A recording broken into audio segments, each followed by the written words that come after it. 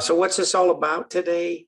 Uh, it's about if you, as communicators, are willing to be patient and thoughtful uh, in gaining your organization's trust and confidence in you, you'll be able to do what you really want to do.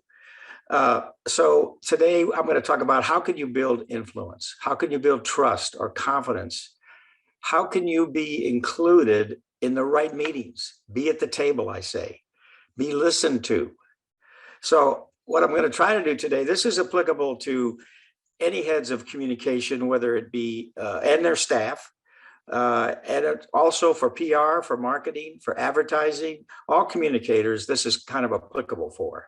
I'm going to talk about my experience of going through a career of moving up a ladder and how I did it, the mistakes I made, maybe the successes I had, and what caused me, if I had influence, to have influence. So I will discuss maybe briefly the landscape of what we're in today as far as communications, which is really dynamic. I'll talk a little more about me, how I got the job. I'll lay out the problem, and then I'm going to I'll end up with a checklist of things that I think that are pretty simple to do, but are very important in establishing your credibility. So right now, our business in communications has never been more important. It's never been more critical for organizations. And today there's a lot of positive changes in how we communicate, but there's also a lot of problems. There's disinformation we have to deal with. There's Facebook spying. There's Instagram shutting down. Shutting down now for young people for a while because of a Washington Post article, how it affects young people. Controlling messages, people lying, the Twitter mob, canceling accounts arbitrarily. These are all issues that we have to be aware of. The news media not having the influence it had. CNN down 30–40%, for example. We're dealing with platforms like blogs, YouTube, corporate newsrooms. TikTok is now over 1 billion followers or users. Twitter or owned media. There's an example that just happened last week where a Trinidad blog rapper named Nicki Minaj kind of took over the news cycle when she put out a message on Instagram that talked about the COVID vaccine and whether or not you should get it, and advice on doing research and careful thought to do it. That didn't sit well with the White House because that's not what they were saying. Who would have ever guessed it? And she's had 160 up to 180 million followers and going up.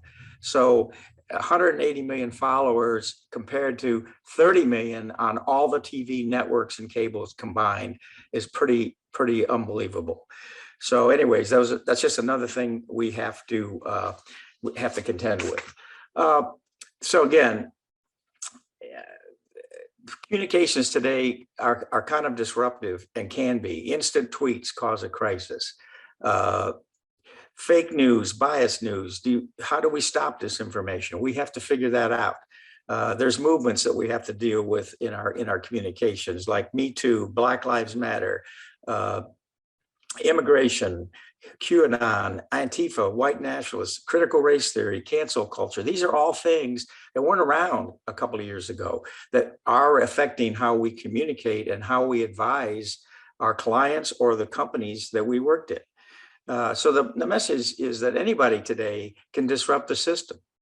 And a person can use multiple platforms. So what I'm saying is our credibility and influence that we need to have is critical today to our companies and to who we work with or for, whether we're an agency or whether we're in a company. Okay, a little bit of who am I? Lawrence said a little bit about me, and anybody can go to LinkedIn and see the whole bio and what I've done. But what gives me the right to talk about this subject at the table? Because I've been through it. When I left the Air Force as a career and interviewed for jobs, I got hired by a major energy company in Houston. It surprised me. How did I get the job?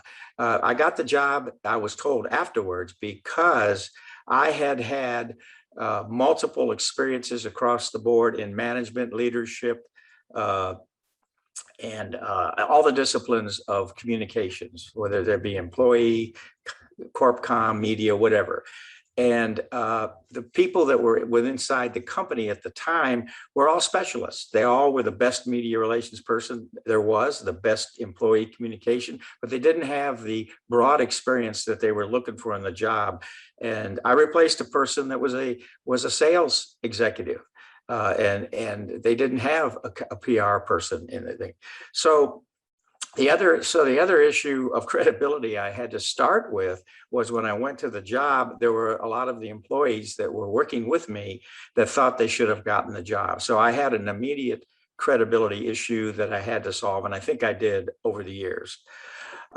So what's not in my resume, I think, is that I do have a music degree. How does a person with a music education degree to get to into communication at various levels? I did have a 20-year career in the Air Force where I worked in all the disciplines and worked in multiple countries, Asia, the Middle East, Europe. So I had that played hard on me getting that job, and when they looked at a candidate. So the first 4 years at this company, I ran the communications. I ran public relations and government relations. And then later on, they gave me investor relations. 10 years into the job, I was promoted to the C-suite, where I had all support functions, corporate security, cybersecurity, environmental safety and health, IT, HR, all support functions, and including a 650,000 acre ranch, which in New Mexico, which I ended up selling to Ted Turner, who was with CNN at the time. And by the way, I still had all the communications functions. So that's kind of what I did towards that career with that company. Now I'm sort of been retired 2 or 3 times. I still am active with Pierpont, but I'm also giving back, I think, to our career field by teaching both at Rice and at UT. Okay, so if PR and communications are so important, and it is, how do we get to the table? How do we have influence with the C-suite, with the boardroom? How much influence do you really have within your organization? Who do you report to? Is that a help or a hindrance to you? Where are you in your organization? How do you gain influence you deserve? Or maybe you don't deserve it. We need to talk about things you can do to deserve that influence.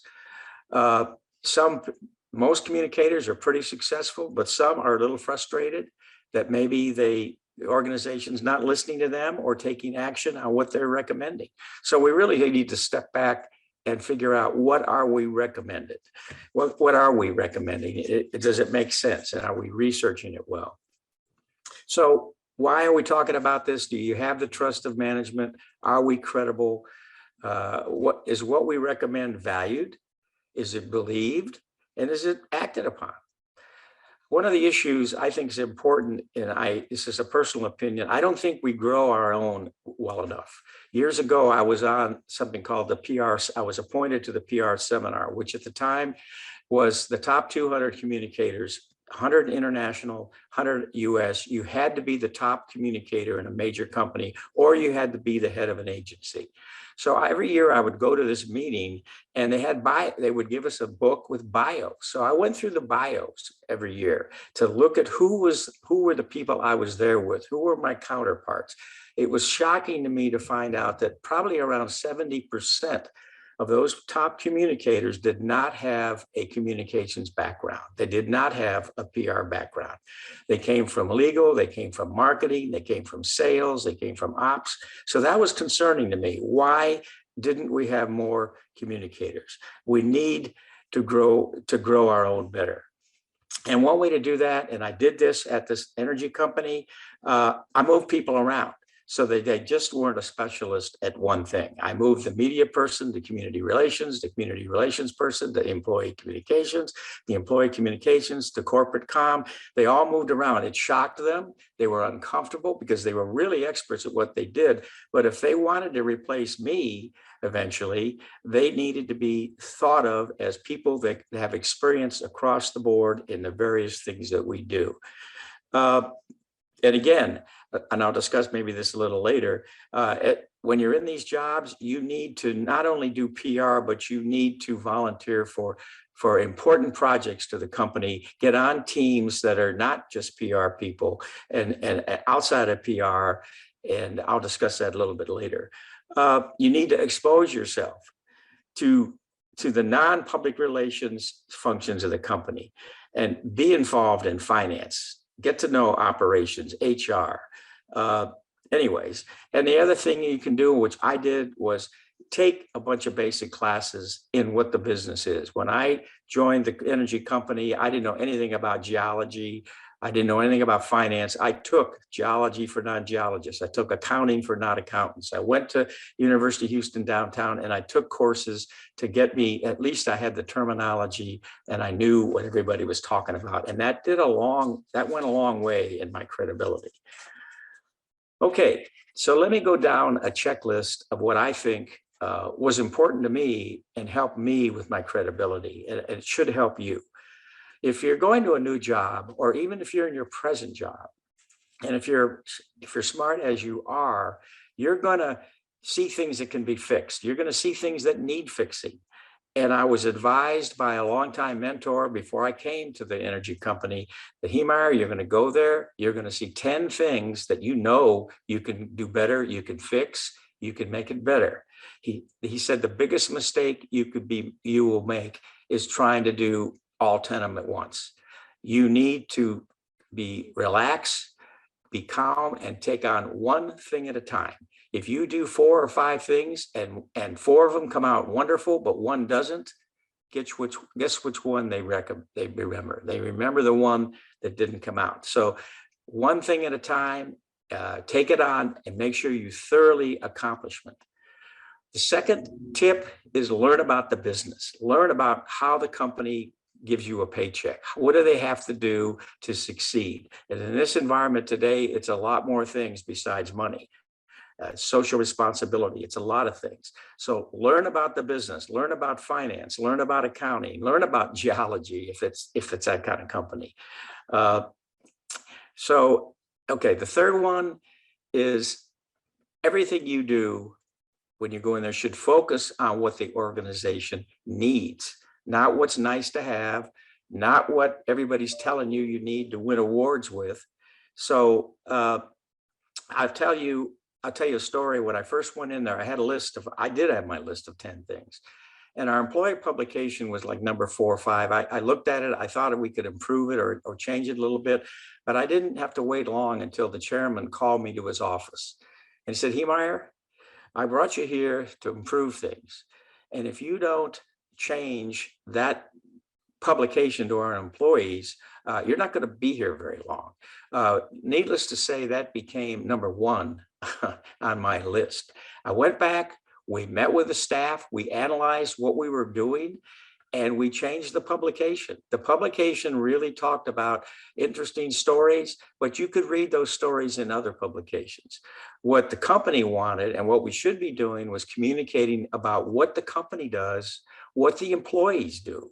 I put a rule in effect that every time we publish the publication, there will be 300 employee names talking about what they do and why they're important.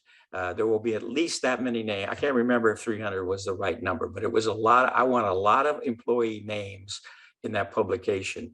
We did that over a period of time. And by the way, the publication as is, before we changed it, won every award, every quill there was to win, we won. But we didn't win the chairman's award. So I said, look, we're going to kind of cool it on entering contests until we win the chairman's award. And guess what we did over time? He was very happy with the publication. Everybody on the staff was happy with it. And so again, we were focusing on what the company needs, not what we think is the wonderful creative thing to do. The next item was make sure you're paying attention to all functions and all executives, because you may work for the CEO, you may work for the HR person, you may work for marketing, but you're supporting the whole company and you need to pay attention to all of them because first of all, if you're new at a company, you're untested and they don't really know you. They don't really trust you yet. So you have to earn their trust. And one way to do that is always have a positive attitude, always be helpful to people. If you don't care who gets the credit, you're going to really succeed well. And I found that to be really true. That's not my own quote. That I found that I got that from somebody else years ago, but I really believe it, that we need to make other people and other functions communicate correctly and look good. Okay, the next one, what is a difficult one? Measure results in their terms. What do they think? What does the board of directors, what do the executives value? What would make them happy with their communications? And so is it media? Is it morale? Is it thought leadership? Is it community relations? Is it DEI? Is it ESG? No matter what it is, you need to figure out how, and we have enough programs that we can measure a lot of different things. And if we're smart about it, we can give them results in their terms, and that will help you succeed. Just because you win the PR company of the year, that doesn't really mean much to them.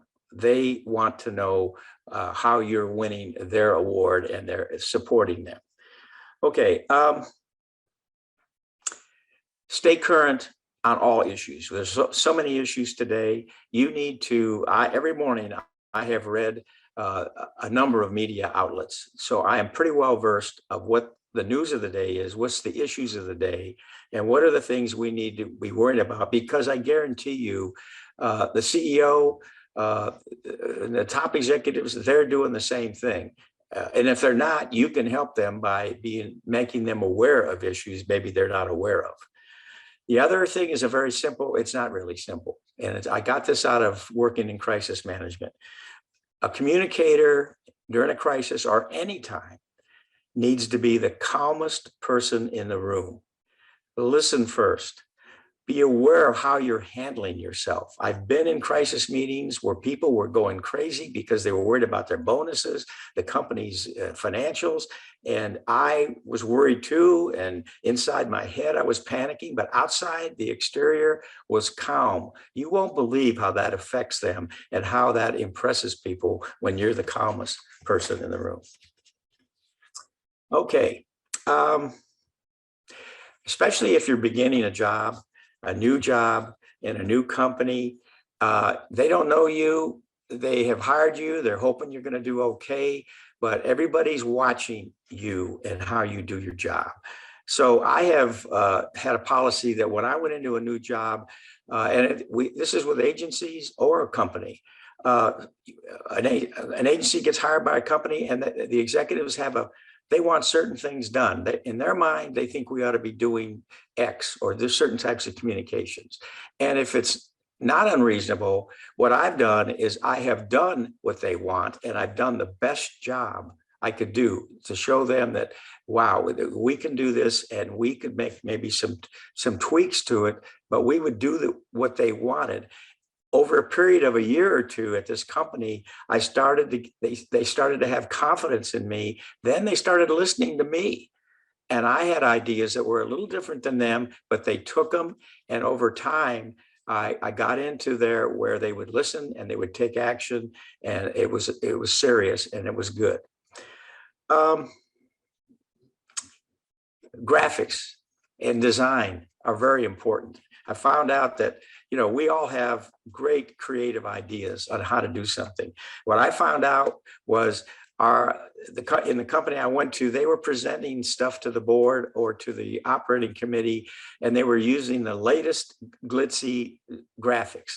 And the people on the executive committee really didn't relate to that well. So what I did is I looked at how they were presenting all their stuff to the board, and it basically was a kind of a financial format.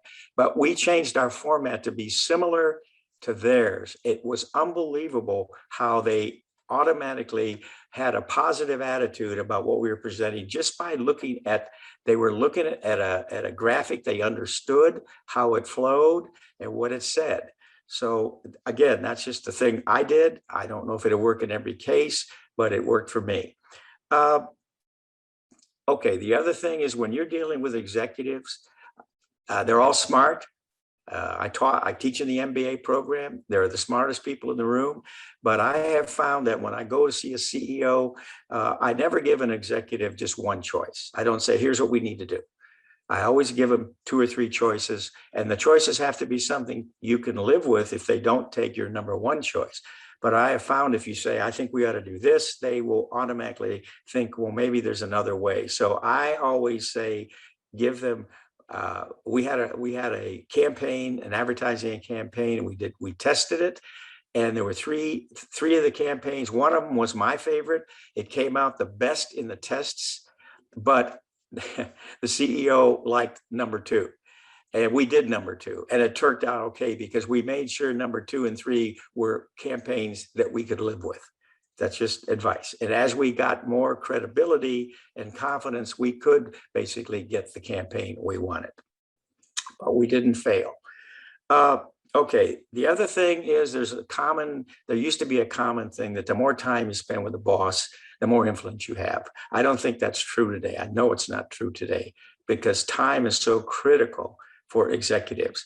So I remember at another company I was at, I was going up to see the CEO and brief him on a Wall Street Journal interview that they wanted to do with him. And his executive assistant said, Hemeyer, the general counsel's in there. He's been in there for 40 minutes. He's probably going to be in there more. You're just going to have to wait. And so finally, I got to go in. And I walked in the room, and the CEO had 2 nice overstuffed chairs in front of his desk. And I went in. By the way, I go into meetings. It's a 2-minute meeting. I practice that. I stand up. I don't sit down. I'm standing there. He finally says, Hemeyer, sit down. You're making me nervous. I said, Mr. CEO, I won't tell you what his name was, boss, whatever. I said, if I sit down, the meeting is going to go too long and we need to have a brief meeting. I got to brief him in 2 minutes about the Wall Street Journal, wanted to interview him. I gave him 3 choices. We can not do it. We can do it. We can do it over the phone. We can do it live, whatever. And in those, it was a while back, so we didn't have Zoom in those days. But again, brevity with the boss, I think, is important. They appreciate that because the new CEOs are immersed in information, 12 to 14 crises a day, from small ones to big ones. So they don't have time for a 40-minute meeting. Okay, the other thing I kind of covered a little bit before this was to volunteer for key company projects outside of PR. That will give you more credibility. I worked on cost-cutting projects. I worked on operational projects. I worked on environmental projects. It showed them that I was there to help out and to be part of that, plus the fact I was educating myself on what was important to the company. So volunteer for key projects outside of the PR, marketing, or advertising department. The other thing we need to always do, and I think most of you probably do it pretty well, is circulate and befriend the lawyers, HR, management, ops. Get to know those people either on a social basis or a business basis, but get to know them. Don't hide in the corner office someplace or in a cubicle. That will not get you anywhere. The other thing to do is to try to be an example. If you're the head person, be an example to your staff. Do what you want them to do. Try to get what you're doing to rub off on them, and so that they're on the same track. Okay, the other thing I found that was very valuable, that we can do it, is to make sure we have a good competitive intelligence function. We do this at the agency. We have many programs because the CEOs and the people you work with at the client really you don't want anything to surprise them. We have programs that literally, if something happens off the coast of Nigeria, we'll know in 15 or 20 minutes. We can pass that to them. They may or may not know, but if they don't know, they really appreciate it. So try to have a competitive intelligence function, which we do, to be monitoring what's happening with the clients and their business and their competitors. Remember too, that when you go in the PR field, we are competing with everybody else in the company. Everybody else wants to get promoted. Everybody else wants pay raises. So you need to understand that you're competing with these people. But the biggest thing I found is if we're very positive, if we're helpful to them, they'll be a little suspicious if we're too helpful, but be genuinely helpful to them. That'll go a long, long way in handling this. So I'm coming towards the end and we have time for questions, but again, how to have influence, to be listened to, be patient, earn management's trust. It takes time. If you have their trust and confidence, you can do, I think, almost anything you want as far as your professional thing. Oh, one thing I didn't cover. We all need to understand how to work with people that are less than perfect. Some people call them jerks, and that you will have people that are less than perfect to work with. How do you work with them? You don't ignore them. You don't stay away from them, but there's ways to handle them. I worked for 24 generals in the Pentagon. Every one of those generals had a different personality. Every one of those generals seemed to be motivated a different way. I had to figure out how to work with all of them and have them respect me. So, and that's not an easy job. Came to the civilian industry, it was the same thing. How do you work with people with different personalities? Most of the people are great. And if you show results, they will be great. But some people do have a little different view of the world, and you need to be able to positively work with them too. So if anything, if I had to kind of say why I've been a success, if I've been a success, I've lasted a long time. I'm sarcastic, and I've got to pull that back a little bit, but I try to be a nice person. I always try to have a can-do attitude. We're given impossible assignments sometimes. Oh, we can't do that. You can't say that. You have to figure out how do we do it and do it successfully, even if it's doing it a little differently. And the other thing is, I think it's important in our business because we're under pressure. If you can't take the pressure, you should not be in this business because we have pressure all the time. Things are happening. The crisis doesn't happen between 8 and 5 usually. It's usually Sunday night or whenever, or on a holiday. So my other credo in life is to never give up. I don't give up. Now, the last thing I'm going to say is kind of negative. It's if you're doing this and you've done it for a while and it's not working, you're really having trouble with it, you need to look somewhere else. And I say that because I've seen this with people. I've seen people in certain companies, it wasn't working. They were not happy. I've seen people leave and go to a different company with a different culture, and they were fine. So if it's really not working for you and you're not real happy, then you need to be looking for something else and you can do it, and you'll learn from what you're doing now and maybe change a little bit the way you're operating. Okay, so Lauren, I have a couple stories, but I won't tell those. If we want to go to questions, we can. Absolutely. Thank you, Terry, for those great insights. If anyone has questions for Terry, before we wrap things up, please drop them in the chat now. Terry, one thing you mentioned was having your team switch from a focus on community relations to corporate comms to media relations and everything in between.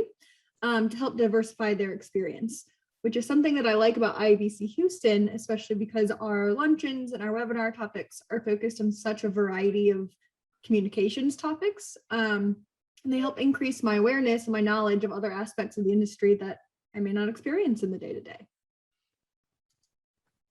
I'm sorry, I was distracted. I missed the last 20 seconds. I'm sorry. You're good. I was just saying that I liked your point about diversifying your experience in all the different communications aspects of the field, and how that plays in very well with how IABC Houston operates and all our different topics that we covered in our webinars. Well, that was really tough to do for me because what I saw was the reason they didn't get considered for the job when I got the job, because they didn't have the company was looking for somebody that had experience in all of our disciplines. So how do you do that? And I know people really fought me when I tried to transfer them. We had the best community relations person in the world, but but that person needed to go work in something else. So every year I kind of moved them around. And it really, some of them could handle it real well. Some of them had trouble with it. But I said, I'm trying to do this for your good. If you don't want to get promoted, stay right where you are, and you're going to get paid, and you're going to get a decent salary, and you'll be fine. But if you want to move up, then you need to be looking at other things to do. And that's why you need to impress.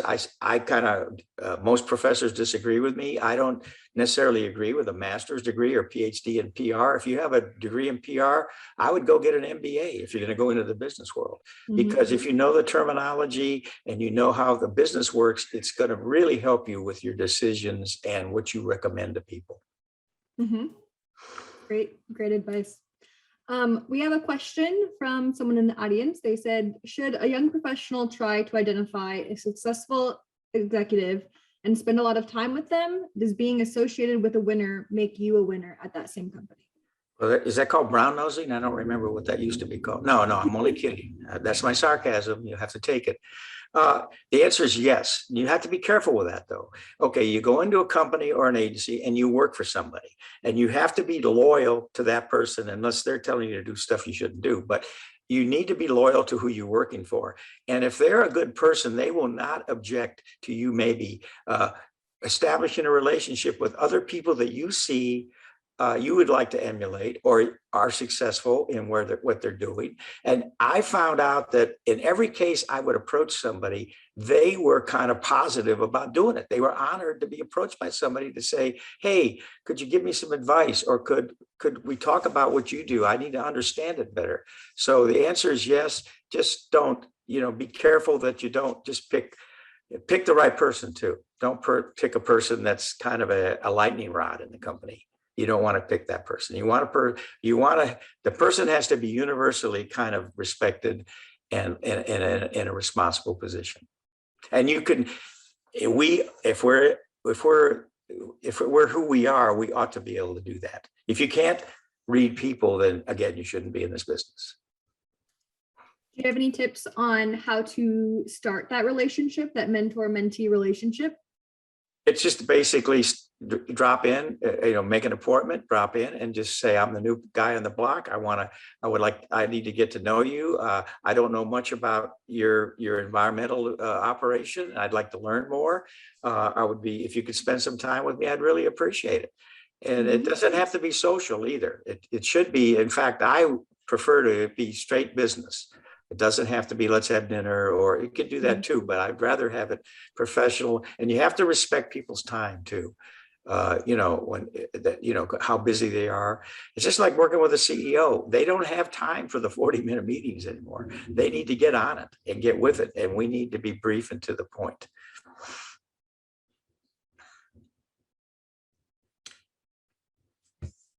Is there anything else we need to cover? You mentioned staying on top of current issues and reading a number of outlets every morning. Can you share what outlets you be sure to scan each day? It's pretty good. Well, I do go through online. I go through the Chronicle every morning in Houston. AP. I don't have my list here. I'm trying to think of who. Should look at my iPad to see what's on my iPad. But I try to do professional. I look at PR Week also to see what issues they cover. I have a subscription to that I think is very valuable. So I just try to inundate. I do watch, and again, if you're looking at the media, make sure you're looking at all sides. Again, if it's television, don't just look at CNN or don't just look at Fox. You need to watch as many different ones as you can to get the different perspectives, because I want to know what the enemy is thinking and what they're saying and what's their rationale, as well as ours. And I know a lot of people that just don't expose themselves to the other side. And I think in this world today, we need to look at both sides, understand where people are coming from. And it's pretty serious today. Absolutely. I recently came across an account online that shares coverage on the exact same news topic, but they share the headlines from one perspective, from the other perspective, and then something somewhat in the middle. And following that account has been very interesting and eye-opening, how the exact same incident or whatever activity, event can be covered and spun in different ways. Well, yeah, it's interesting not only in spinning it in different ways, but ignoring it. I mean, you look at certain TV stations that don't ever cover something you think's the biggest thing in the news, and they're not covering it at all. And then if it is covered, it's covered from a different perspective, and that's okay because people have different opinions. I just want to make sure that what I'm watching is what gives me credibility is who they're talking to, where they're getting their information from, and being open to both sides, which sometimes the media is not. So, and again, the media is having less and less influence over what we do. There's no question about it. You have corporate newsrooms that have a lot of influence. You have Exxon with a corporate newsroom. I don't know how many people are on their list, but it's anybody and everybody that they need to communicate to, and they communicate what they want to them. And yeah, we'll put out a news release too, but they're going to their corporate newsroom and getting to the audiences, their shareholders, their employees, their contractors, whoever it is, whoever, politicians, opinion leaders, they're already being communicated from Exxon's point of view. And if Exxon, I'm only just using them as an example, if they are smart about it, they'll do it very fair and not one-sided. They will, they'll present all things because they have to keep up that trust. Yeah, that's right. And because the energy industry is really dealing with some tough stuff about fossil fuels or not at this point. It's their whole business. And so what do we do about that? That's a tough one. Exactly. There's a lot more ownership over messaging and distributing your own news these days, which good and bad thing for sure. Companies can go out with their own news and they can reach all of their stakeholders directly, but also at the same time, Joe Schmo off the street can also be going out with his own messaging. And if that ends up going viral, how do you address it? Yeah. So that's related to a question submitted by Stacy Kotz. She said, is Subway's tuna real? But seriously, how do you address a viral rumor? Wait, say that again now. She said, so there's a rumor going around that Subway's tuna isn't real. It's likely untrue. But she said, seriously, how do you address a viral rumor? Well, you have to have a system to verify, number one, who's saying that, what kind of a following do they have? There has to be a conscious decision on, do you respond to it? Do you not respond to it?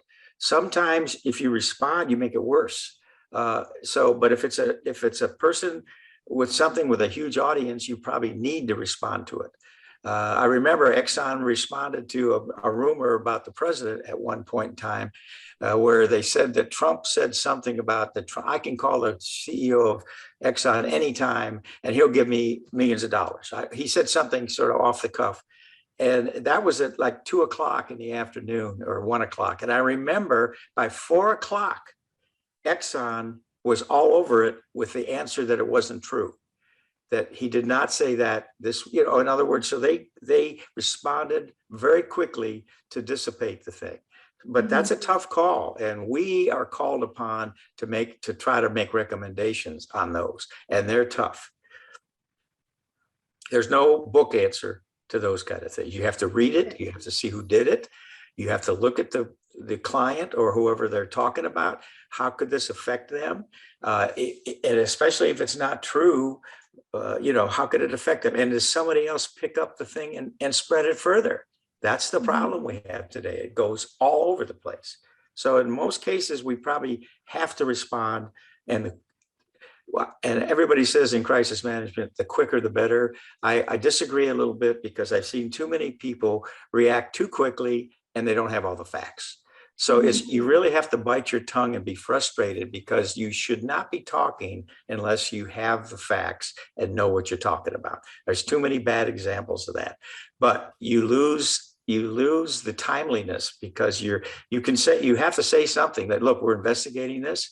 And as soon as we find out our answer or get the facts, we're going to get back to you right away. I've done that many times. So speed is just as important as messaging, but not at the expense of the messaging. Not at the expense of because once it's out there, you can't take it back. And, and especially if it's something that's newsworthy, it'll be all over the place. And then what do? No matter what you say after that, will Right. be on It's always going to be there. page 55 in the bottom corner, if you still read newspapers. Bottom corner of my iPad. Yeah, exactly. Very end, under the page break. So we have another question talking about establishing credibility and trust within your own organization.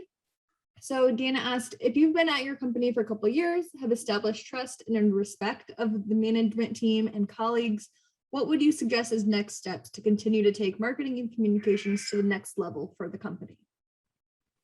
In other words, you've started the process, you've established the trust and the credibility. Right. What's next?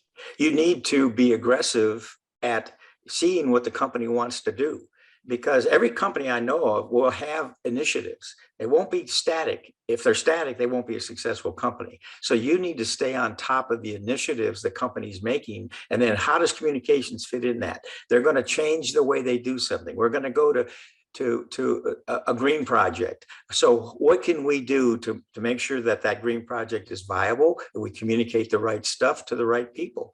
So it's continually changing. So it's not static at all.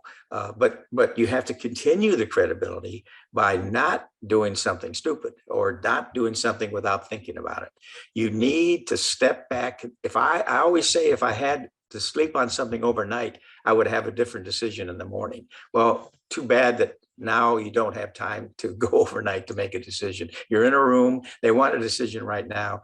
You need to be the calmest person in the room. Try to buy a little time so you can think, and then make a decision to the best of your ability. And the longer you do this, the better you will get at this. It won't happen your first year out of college. It'll take at least 3 or 4 or 5 years of experience to build in the thoughtfulness and to make a decision or make a recommendation. Mm-hmm. So that advice of speed and messaging are equally as important, but speed should not be at the expense of the messaging. That also relates not only to addressing rumors or crises, but also in how you interact with your colleagues and your management team in your own company. That's right. That's right. And rumors are tough. I have had a policy for years. I don't react to rumors, because once you react to one, then they're going to say, well, you reacted last week to that rumor. What about this rumor? You don't react to rumors. What the media is favored, that they call you with a rumor. At least they told you about it, and maybe you didn't know about it, and maybe it is a problem. Well, you can get on it real quick. I've learned more from the media, where they would call because an employee went to the media with something, and it may have been true, and then all of a sudden you're faced with it. Well, you got to be careful that you don't respond, but you get on it real quick and get the facts, and then figure out. And to be honest with the media, you need to get back to them if you find out it was true, because they're the ones that gave you the heads up. Absolutely. Probably somebody disagrees with that out there, but whatever. All right. I used to be, by the way, I used to be 6'5" when I started in this business. I'm now 5'6". So you got to be able to put up with stress. Bible lessons here. I have one last question from the chat. She said, I also love your points about brevity and providing choices when communicating with executives. They feel like they still have the decision-making power and understand the full picture. And as you build that trust and rapport with them, you're able to steer them to the best option. However, has providing them options ever backfired? It's got to be, the answer's got to be yes, but I can't. I'm trying to think of an example that doesn't embarrass me too bad. It's tough when you really think you have the right answer and they don't agree with you. It's really tough. So that what they really pay us for is to come up with, how do we make their answer work? We did that on that campaign. The campaign was good enough, and it moved the needle in our sales. But that's a tough one. That's a tough one. And you will be, again, you're in competition with it. You're in a room and the general counsel's there. Your relationship with lawyers is probably the most important thing you have in communications, because they will have a reason not to say something that you think ought to be said. And you need to have the respect of them so that you can sit down privately with them and discuss it. How can we do this and solve both issues? We don't want to cause angst to the company, but if we don't say something now, is it going to be worse later? That's the biggest thing I have to get over with when I'm dealing with the legal people, because they're looking at the lawsuit immediately when I'm looking at 50 lawsuits later if we say or don't say the right thing. Right, and the precedent that it sets. Yeah, that's right. That's right. Mhm. And again, be very conservative over what you say. Make sure it's factual. I have had to tell a CEO that I would not go to the media and say, because I knew what they were saying was not quite right. And I was nervous about that. And I said, look, is this going to stand up to scrutiny? Will this pass the 60 minutes test? And once I talked to them, they would back off a little bit. But I never did and never have lied or said anything I knew was untrue to the media. And I have never, ever not returned a media call in my whole career. Really? Well, because even if I don't have an answer, a guy needs the thing by 3 o'clock in the afternoon and he calls you at 2. Well, there's no way. But I would call back at 2 and say, I'm still working on it, but I don't have the answer. I can't get the answer before your deadline. I'm sorry. They appreciate the fact that you didn't ignore them and you called them back. That goes a long way with them in the long run. Mm-hmm. At least acknowledging that their inquiry and the relationship building that you're having with that reporter. I didn't say that the inquiry was unbelievable and unjustified. And, you already did all your research. I had one reporter who did a story and it was absolutely wrong. They had the facts all wrong, but they had interviewed everybody on the other side, had the story done, and then called me for a comment, which I thought was very unfair. Right. And anyways, they ended up running the story and we took them to task. We actually filed a suit and got them to retract the story because they were rushing to get it out. And the reporter said, if I don't get the story out, my editor is going to fire me, whatever. So you have to be calm and anyway, judicious with this stuff. Right. And you just got to also acknowledge and understand that everyone's just trying to do their job. That reporter is under a lot of pressure from his editor. So he's not trying to throw us under the bus, but it's the situation that we've been put in. So handling it, in a respectful and professional manner is going to go a long way. That's right. Absolutely. Well, Terry, thank you so much for spending your lunch hour with us today and sharing such valuable information in navigating the communications field. Okay, and I appreciate the people here who listened to me, and this will be recorded, so if other people want to hear the bad things I said, they can. Yes, we will share it online. Absolutely. Thank you very much.